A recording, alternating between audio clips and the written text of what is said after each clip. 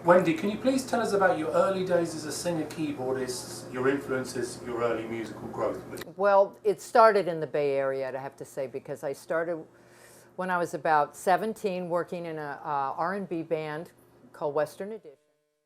And then from there, I discovered Latin rock, and I was able to work in studio, on stage, with some of the best, most incredible performers, Linda Tillery in Loading Zone, Boss Skaggs. I worked with Santana, thanks to Michael Shreve, Azteca, of course. And I continued that when I moved on to LA, but most of my genre is backup. I do backup, whatever anybody wants. Backup keyboard, backup singing, dancing, I'll do it. Did I start with the question? Yeah. Oh, good. That's good. Yeah. Well, let's expand a bit because you put out a lot of information. I'm sorry. No, there's nothing wrong. Nothing's wrong. It's just okay. you put out a lot of info. So I'm going to try and just grab bits and expand upon them. All right. Tell us a bit about the band, the Western Edition, that you said was one of your first bands. The band Western Edition, they were looking for a 21-year-old, and at the time I think I was 18. And I sneaked in, and we used to play the Lucky 13 in Oakland, which had an after hours between 2 and 6, and believe me, you learned about funky. You learned about Superfly Funky in those 4 sets. And it was a great experience. It was a great experience. That band I fronted, and that was probably the only band I ever fronted. And I had a great time.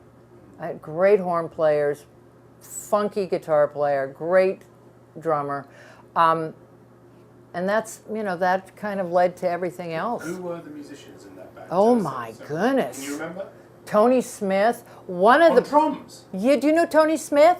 Is the Pope a Catholic? Yeah. He was pretty funky. And then Tom Poole, who plays with Etta James, the trumpet player. Roy Murray, I think he's another trumpet player. Boy, you're asking me to go way, way back. Ross Wright, Bill Baskin. We went through a lot of different musicians.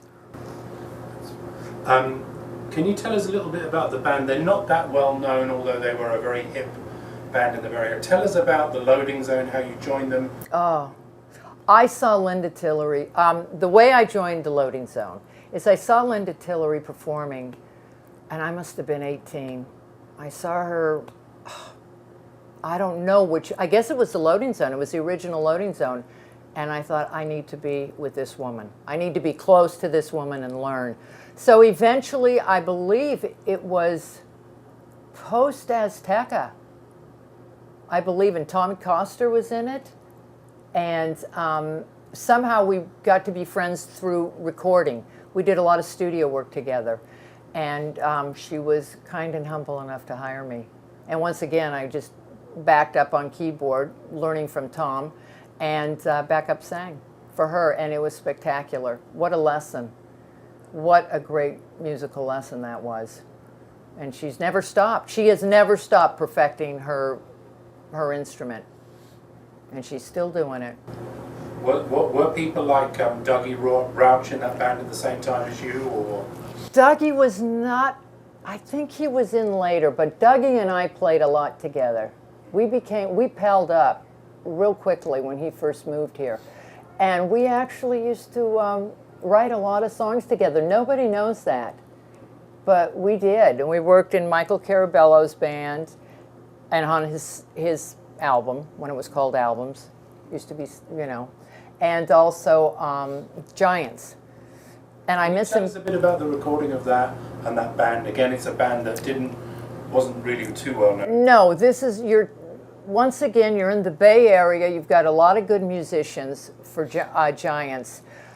And we just started playing, and that is when I believe Greg had a lot of money, and he was able to afford studio time, and we would just play. We would sit in the studio and play for hours and hours. And I think he just took, tried to grab the best that there was. But it was fun. That's when I was playing B3 with Dougie. Yeah, And then that was a lot of fun. Greg was great. I'm sorry that CD didn't sell better. Can you give us? Were you aware of Betty Davis at the time? Can you Oh. tell us anything about Betty Davis? I know who she is. I am not. Oh, okay. If it's. Yeah. I was Can just you tell talking me about any her. memories of the first Santana band? Obviously, they were the jewel in the crown in a way of the Latin rock scene. What are your memories of the first Santana band, and how are you connected with them, please? Oh my goodness! The first Santana band, the original, was quite obviously magical. I mean, that was a gift from above that just happened to all these young boys, and they were young. I knew Michael Shreve from the time I was 13. So at that point I was in Western Addition, and he had started with Santana, and eventually we got together, and I've never seen a group of musicians that worked harder than they did. And they were absolutely magical. And they became a worldwide phenomenon. They really did. Phenomenon, I should say. Correct? Yes. But I learned a lot from each and every one of those musicians. Unfortunately, I wasn't playing at the time, but I was listening. I went on the road with them a lot, Europe and all over. And Any funny stories from the road at all, or that you can repeat? no funny stories. No funny stories. A lot of scary stories in Europe and South America. All right. But no, I haven't. You know, Jim, you're asking me questions from, let's see, 30 years ago? Oh yeah.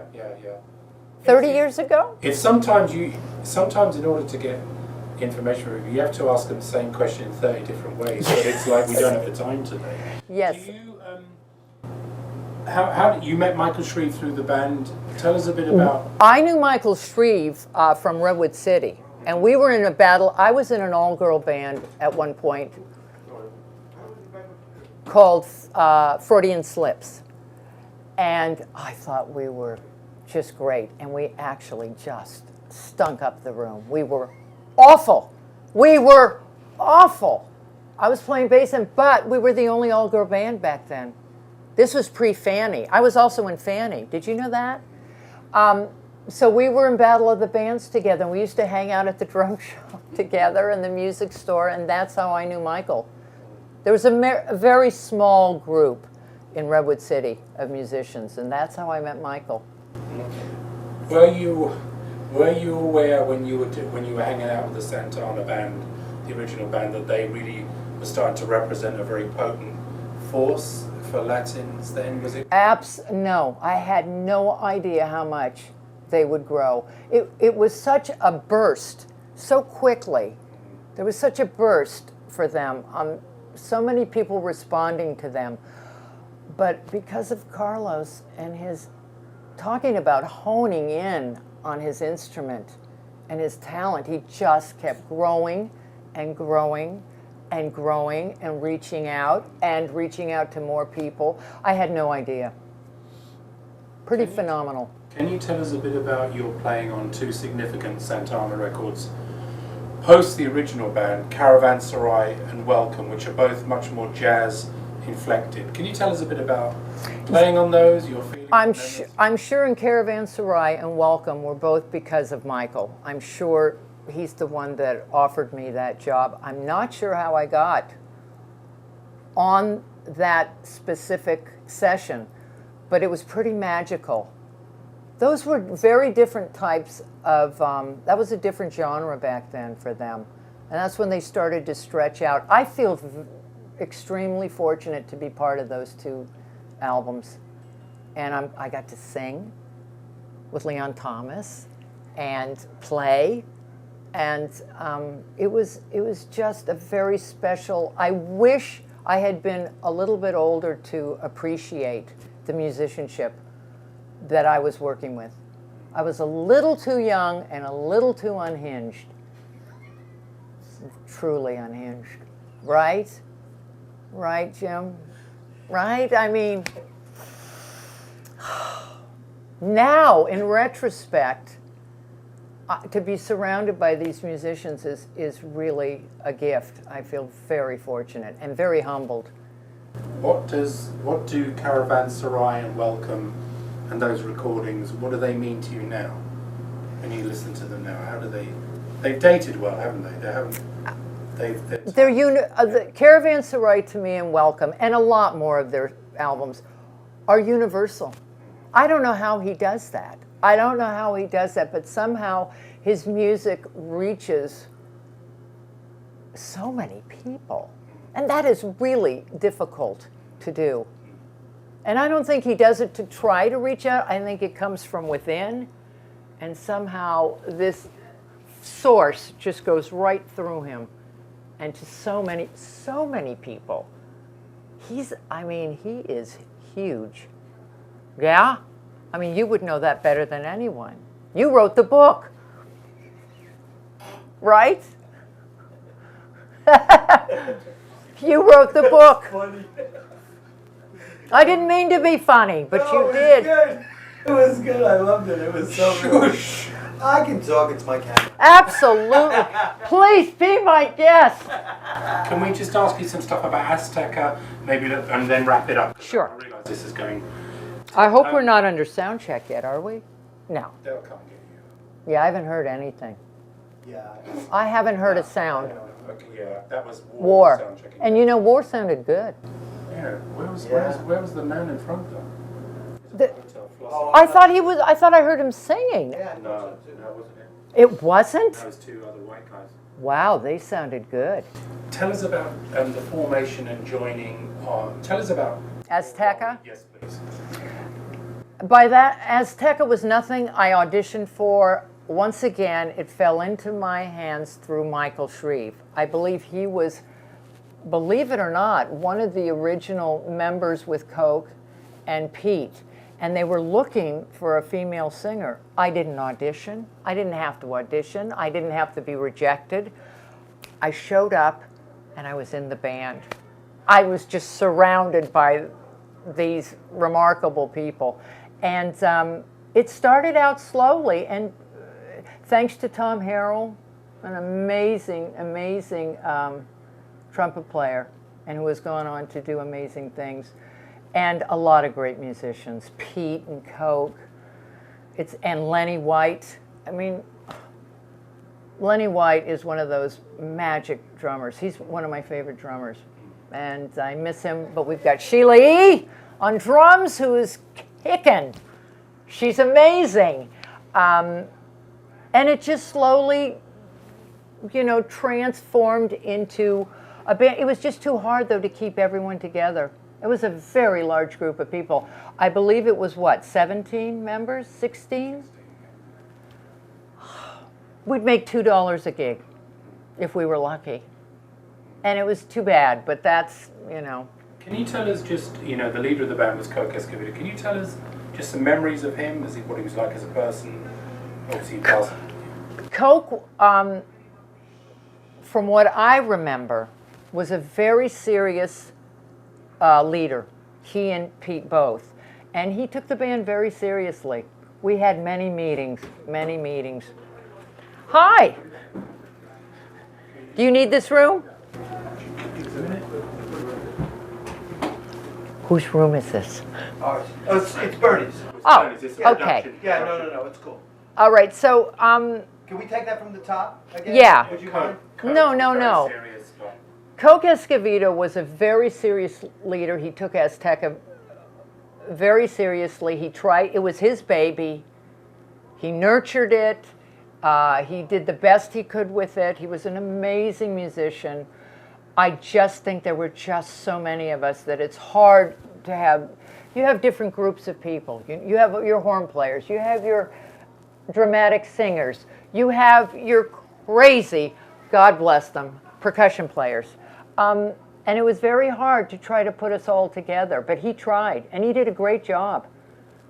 And also, he took me to Tito Puente's house, so I will be forever grateful to him and Pete for that. What's of the songs you're doing tonight in the set, Wendy, the new revamped Azteca sound, revisiting that, do you have a favourite song? Can you tell us a bit about the song that you particularly like? So we can do some cutbacks from the songs, maybe. I hope this is all right to say, but my favorite songs of Azteca are the instrumentals.